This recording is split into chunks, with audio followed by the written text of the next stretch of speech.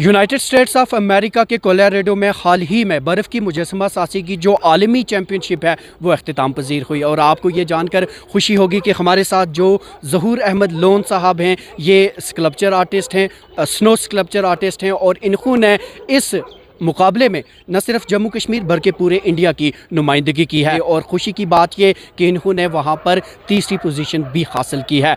हम इनसे डायरेक्ट बात करेंगे। ज़हूर साहब, सबसे पहले प्रोग्राम में खुशामदीद। अमेरिका में आपने तीसरी पोजीशन हासिल की, पहले कैसा लग रहा है?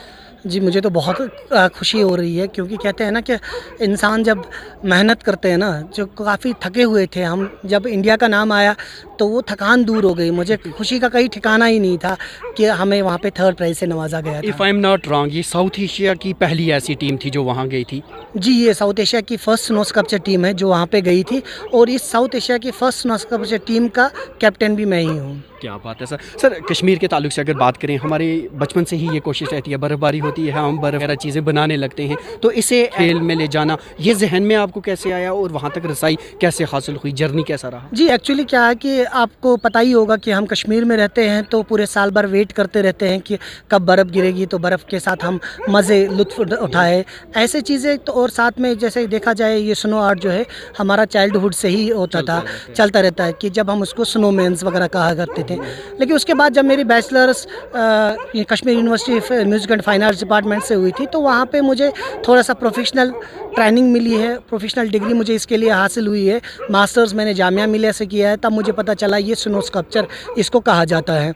तो फिर उसके बाद हम लोगों ने काफ़ी टाइम कोशिश की थी, 2011 में भी कोशिश की, 12 में, 13 में कोशिश की थी कि हम एक अच्छा सा इवेंट करें ताकि वो जो नेशनल लेवल या स्टेट लेवल के लेवल पे चला जाए।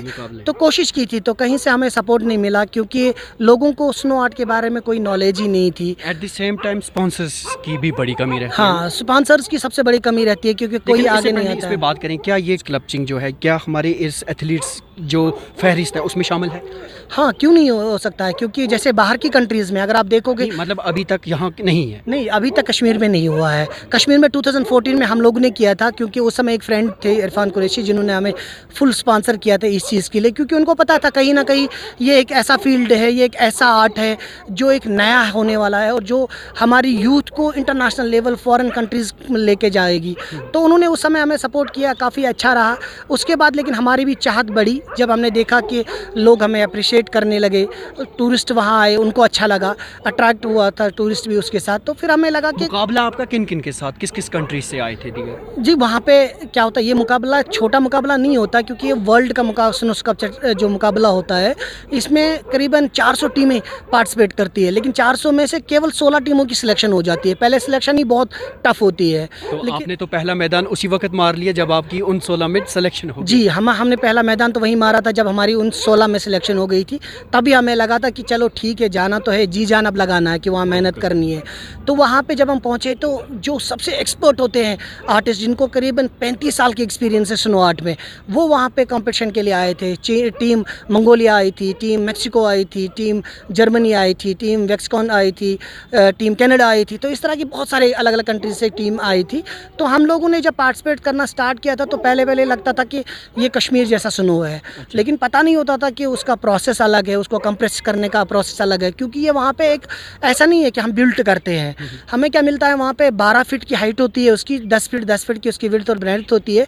एक क्यूब मिलता है, उस क्यूब को हमें तराशना पड़ता है, उसमें से हमें उस आर्टवर्क को निकालना पड़ता है। तो जब हम यहाँ से जो टूल्स लेकर गए थे, हम लोगों ने खुद बनाए थे, वो वहाँ पे काम नहीं कर रहे थे। बाकियों के लिए तो बड़ा आसान रहा होगा, क्योंकि उसकी तरबियत उन्हें मिली होगी, लेकिन आपकी अगर बात करें तो आपने तो कोई इस तरह की तरबियत भी नहीं ली होगी। नहीं, हमारे लिए बहुत टफ रहा है, क्योंकि हमारे पास इक्विपमेंट भी नहीं था। जो उनके पास प्रोफेशनल इक्विपमेंट है, जो इसके काम आते हैं, वो भी नहीं हमारे पास है। प्रॉपर क्लोथिंग भी नहीं हमारे पास है। फिर भी आपने तीसरी पोजीशन हाँ, हासिल फिर कर भी ली। अल्लाह का करम है, और मैं उस ऑर्गेनाइज़र का काफ़ी शुक्रिया, दिल से शुक्रिया अदा करता हूँ, जिन्होंने हमें 2 टूल वहाँ पे प्रोवाइड किए थे, जिन 2 टूल से हम लोगों ने वो काम काफ़ी फिनिश निकाला है, और जिसकी वजह से हमें थर्ड प्राइज़ से वहाँ पे नवाजा गया है। एथलीट्स वहाँ पर आए थे, ज़ाहिर आपने उनके साथ बात की होगी, आपके थॉट्स एक्सचेंज किए होंगे, क्या ऑब्जर्व किया हमने, किस चीज़ की कमी है हमें? नहीं देखा, देखो जैसे मैंने देखा है वहाँ पे जो अलग अलग कंट्रीज़ से आए थे वो सभी स्पॉन्सर थे, सभी टीम स्पॉन्सर थे, उनको स्पॉन्सर अच्छे खासे स्पॉन्सर मिले थे जिनकी वजह से उनके पास अच्छे इक्विपमेंट्स थे, अच्छे जो यूनिफॉर्म्स वगैरह जो क्लोथिंग थी वो थी उनको कहीं ना कहीं वहाँ की गवर्नमेंट के साथ सपोर्ट था, काफ़ी अच्छा गवर्नमेंट ने सपोर्ट किया था, तब जाके वो लोग वहाँ पहुँचे थे। हाँ, हमारे लिए तो बहुत टफ़ था क्योंकि हमारे पास ना कोई सपोर्ट था, ना कोई इक्विपमेंट था, ना कुछ था, फिर भी हम लोग वहाँ पहुँचे और अपने मुल्क का नाम काफ़ी रोशन किया। और सारे लोग तो वहाँ हैरान ये हो गए थे कि ना इनके पास कोई एक्सपीरियंस है, ना इनके पास उतना स्नो है, ना इनके पास कोई प्रैक्टिस है। वो लोग तो खुद वहाँ पे अलग अलग कंट्रीज़ के जो आर्टिस्ट हैं वो करीबन पूरे 1 महीने पहले प्रैक्टिस करते हैं, फिर आके कंपटीशन में हिस्सा लेते हैं। हमारे पास तो वो प्रैक्टिस भी नहीं थी, हमारे पास ऐसा कोई प्लेटफॉर्म भी नहीं था।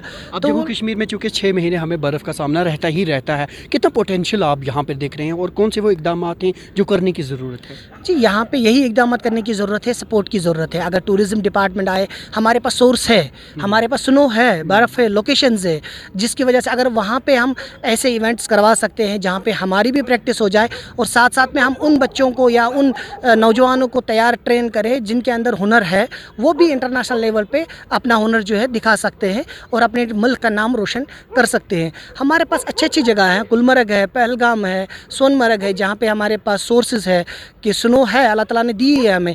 बस हमें क्या है, थोड़ा सा सपोर्ट की ज़रूरत है कि वहाँ पे ऐसे इवेंट्स कराने हैं, ऐसा प्लेटफॉर्म फराहम करना है जहाँ पे हमारे बच्चे जो है, हमारे यूथ जो है या हम जो है थोड़ा सा प्रैक्टिस कर पाए, ताकि हम लोग जब इंटरनेशनल लेवल पे कंपटीशन में जाए वहाँ के हमें ये आसानी रहे कि हम गोल्ड ले लें वहाँ के तो लिए। यकीनन अब आने वाले साल में जब मुकाबला होगा उसमें आपकी नज़र गोल्ड मेडल पर होगी? इंशाल्लाह उम्मीद है, क्योंकि हम अभी से लगे हुए हैं। कहीं ना कहीं से अगर हमें कहीं पे सपोर्ट मिला, खासकर जो मैंने कहा कि हमारा गोल्ड हमेशा चूँकि इस वजह से रहता है क्योंकि हमारे पास इक्विपमेंट नहीं है। अब हम कोशिश कर रहे हैं कि गवर्नमेंट अगर हमें सपोर्ट करे या कोई प्राइवेट ऑर्गेनाइजेशन हमें थोड़ा सपोर्ट करे ताकि हम वो इक्विपमेंट लें और इंशाल्लाह अल्लाह ताला के फजल करम से नेक्स्ट टाइम हम गोल्ड ही लेंगे। चलिए, बहुत बहुत शुक्रिया हमारे साथ बात करने के लिए। एक मरतबा फिर हमारी तरफ से आपको मुबारकबाद। थैंक यू, शुक्रिया। तो नाज़रीन, आपने देखा कि हिम्मत और जज्बा अगर आप में हो तो आप कोई भी मुहर्रका जो है उसे सर कर सकते हैं, और ये साबित किया है ज़हूर अहमद और इनके दीगर साथियों ने, जिन्होंने आलमी सतह पर स्नो स्कल्पचर चैम्पियनशिप जो है उसमें तीसरी पोजीशन हासिल की है, और वो भी बिना किसी तरबियत के। दैनिक सवेरा के लिए श्रीनगर से कैमरामैन यासर खान के साथ में ज़ुबैर कुरैशी।